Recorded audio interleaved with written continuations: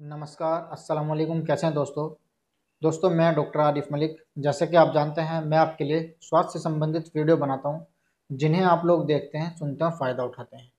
दोस्तों, आज इसी कड़ी को आगे बढ़ाते हुए हम बात करने वाले हैं एनल फिशर के बारे में। दोस्तों, हमारे पास बहुत से मरीज़ों की कॉल आती हैं। उनका एक सवाल होता है कि सर, जब हम मल त्याग करने जाते हैं, मल त्याग करने के बाद हमें काफ़ी तेज़ दर्द होता है, काफ़ी तेज़ जलन होती है। कभी-कभी तो हमारा ये दर्द और जलन इतनी असहनीय हो जाती है कि हम अपने वर्क प्लेस पर भी नहीं जा पाते, यानी कि हम अपने ऑफिस नहीं जा पाते। अगर हम अपना कोई दुकान करते हैं, कि कुछ भी हम काम करते हैं, हम वहाँ पर नहीं जा पाते। आप हमें इससे बचने का उपचार बता दीजिए और हमारी जो परेशानी है, इससे हमें निजात दिला दीजिए। दोस्तों, आज की इस वीडियो में मैं आपको यही बताऊँगा कि जो एनल फिशर होता है, यानी कि गुदा द्वार में जो काफ़ी तेज़ दर्द होता है, जलन होती है, बेसिकली मल त्याग करने के बाद और मल त्याग करते वक़्त, तो ये क्या है, इससे कैसे बचा जा सकता है, इसका आयुर्वेदिक उपचार क्या है और हम अपनी रोज़मर्रा की ज़िंदगी में ऐसे क्या-क्या वर्क कर सकते हैं कि जो हम इससे बचे रहें। दोस्तों, सबसे पहले हम बात कर लेते हैं कि ये जो कंडीशन होती है, ये एनल फिशर होता है, जिसको आयुर्वेद में गुदचीर भी कहा जाता है। दोस्तों, ये होती क्यों है? इसका होने का जो मूल कारण है, वो कॉन्स्टिपेशन या फिर मल का कड़ा होना है। जब कड़े मल होने की वजह से कड़ा मल हमारे गुदा द्वार से बाहर निकलता है, तो वो कड़ा होने की वजह से हमारे गुदा द्वार में एक चीरा लगा देता है। बेसिकली जब हमें कॉन्स्टिपेशन हो जाता है, तो कॉन्स्टिपेशन होने की वजह से हमारा मल अच्छे से त्याग नहीं हो पाता, हम अच्छे से फ्रेश नहीं हो पाते हैं। बार-बार वॉशरूम जाने की हाज़त होती है, लेकिन हम अच्छे से फ्रेश नहीं हो पाते हैं। तो जिसकी वजह से हमारा मल हार्ड हो जाता है, स्टूल हार्ड हो जाता है और जब वो बाहर निकलता है, तो हार्ड होने की वजह से और लैट्रिन का जो रास्ता होता है, वो छोटा होने की वजह से वो प्रेशर के साथ बाहर निकलता है और गुदा द्वार में चीरा लगा देता है। बेसिकली यही एनल फिशर या फिर गुदचीर है। इससे बचा कैसे जाए? दोस्तों, अगर आपको एनल फिशर की कंप्लेन है, आपको गुदचीर है, प्रकृति का है और ये अभी आपका रिसेंट का है, तो आप आयुर्वेदिक दवाओं से और अपने परहेज से ही इसको ठीक कर सकते हैं। आपको आयुर्वेदिक दवाइयाँ लेनी हैं, आपको अपना जो डेली रूटीन है, उसको बिल्डअप करना है, उसको सेट करना है। आपको बाहर का चीज़ें नहीं खानी है, उसी से आप ठीक कर सकते हैं। लेकिन अगर ये 1 साल से ऊपर का हो जाता है या फिर वहाँ पर सेंटिनल टैग डेवलप हो जाता है, क्रोनिक हो जाता है एनल फिशर, तो वहाँ पर आपको जो दवाइयाँ होती हैं, वो कम आराम करती हैं। उसके लिए आपको क्षारसूत्र प्रोसीजर कराना होता है।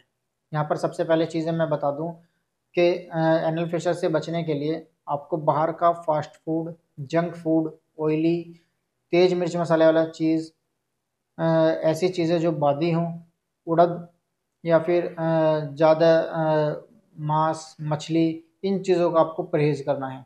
आपको पर्याप्त मात्रा में पानी पीना है, बॉडी को हाइड्रेट रखना है, बॉडी में डिहाइड्रेशन ना होने दें। इसके साथ-साथ आपको सुबह-शाम वॉक पे जाना है, टहलना है, अच्छे से अपने पेट को साफ़ होने देना है। इसके लिए कुछ आयुर्वेदिक मेडिसिन्स मैं आपको बता देता हूँ कि आपको कॉन्स्टिपेशन ना हो। इसके लिए आप त्रिफला चूर्ण, 1 चम्मच त्रिफला चूर्ण रोज़ाना रात में गुनगुने पानी से ले सकते हैं। आप रोज़ाना रात को मुनक्का भिगो कर रख दें, सुबह को उनको चबा-चबा कर खा लें। आप 1 गिलास गर्म दूध में 1 चम्मच देसी घी डालकर ले सकते हैं। आप या फिर सिरप अभ्यरिष्ट सुबह-शाम खाना खाने के बाद 20-20 एमएल अभ्यरिष्ट ले सकते हैं। तो ये जो हो गया, ये हो गया आपको कॉन्स्टिपेशन से बचने के लिए। और अगर आपको एनल फिशर है, तो उसके लिए आपको टैबलेट आरोग्यवर्धिनी वटी 2-2 टैबलेट सुबह-शाम लेनी है, खाना खाने के बाद। आपको वहाँ पर जलन होती है, खुजली महसूस होती है, उसके लिए आपको टैबलेट गंधक रसायन लेनी है, 2-2 टैबलेट सुबह-शाम ले सकते हैं। इसके अलावा आप जात्यादी तेल, 3 एमएल आपको जात्यादी तेल लेना है, वो एक सिरिंज में लेना है, उसकी जो नीडल है उसको फेंक देना है और उस तेल को आपको अपने गुदाद्वार में डालना है, सिरिंज से अंदर पुश करना है। ये करना है, ये रोज़ाना आपको रात को और सुबह में भी करना है। आपको ज़ाइलोकेन जेली, मल त्याग करने से पहले आपको ज़ाइलोकेन जेली थोड़ी-सी लेनी है और अपने गुदाद्वार के आस-पास लगा देनी है। उससे क्या होगा, जो आपका जो ये एनल फिशर है, वहाँ पर जब लगेगी तो वो उस एरिया को थोड़ा-सा सुन्न कर देगा, जिसकी वजह से आपका जब आप मल त्याग करेंगे तो आपको दर्द का इतना ज़्यादा एहसास नहीं होगा और वहाँ पर मल चिपकेगा नहीं, वहाँ पर मल रुकेगा नहीं, वो आराम से मूव आउट हो जाएगा।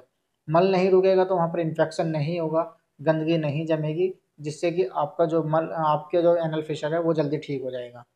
इसके साथ साथ आपको सिट्स बाथ लेना है। आपको 3 से 4 लीटर गुनगुना पानी करना है।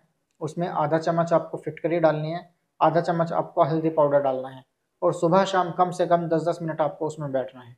तो ये कुछ चीज़ें आपको करनी है जिससे कि अगर आपका जो एनल फिशर है वो जल्दी ठीक हो जाए। एनल फिशर से बचने के लिए जैसे कि मैंने आपको बताया, बाहर की चीज़ें नहीं खानी है, कॉन्स्टिपेशन से बचना है, मल त्याग करने में ज़्यादा जोर नहीं लगाना है। ये अगर आप कर लेंगे तो आपकी जो है एनल फिशर की दिक्कत परेशानी है इससे आप बचे रहेंगे। अगर आपको कॉन्स्टिपेशन है, आप लंबे समय से कॉन्स्टिपेशन से परेशान हैं, तो आप हमारे क्लिनिक पर आकर हमें दिखा सकते हैं।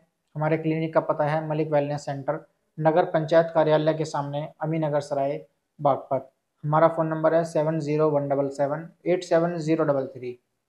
एक बार फिर मैं आपको रिमाइंड करा देता हूँ, 7017787033। दोस्तों, अगर आपको इस तरीके की कोई भी कंप्लेंट परेशानी है, आपको एनल फिशर है, पाइल्स हैं, फिस्टुला है, आपको इसके अलावा सेक्सुअल कोई भी डिसीज़ है, प्री मैच्योर इजैकुलेशन है, इरेक्टाइल डिसफंक्शन है, इनफर्टिलिटी है, तो आप इसके लिए भी हमें आकर दिखा सकते हैं। तो आज की इस वीडियो में दोस्तों बस इतना ही। मुझे उम्मीद है कि मेरे द्वारा दी गई जानकारी आपको पसंद आई होगी। अगर आपको मेरे द्वारा दी गई जानकारी पसंद आई है तो आप हमारे इस चैनल को सब्सक्राइब करें, वीडियो को लोगों तक पहुंचाएं जिससे कि वे ज़्यादा से ज़्यादा देखें और फ़ायदा उठा पाएँ। तो मिलते हैं अगली वीडियो में दोस्तों, तब तक के लिए नमस्कार, खुदा हाफिज़।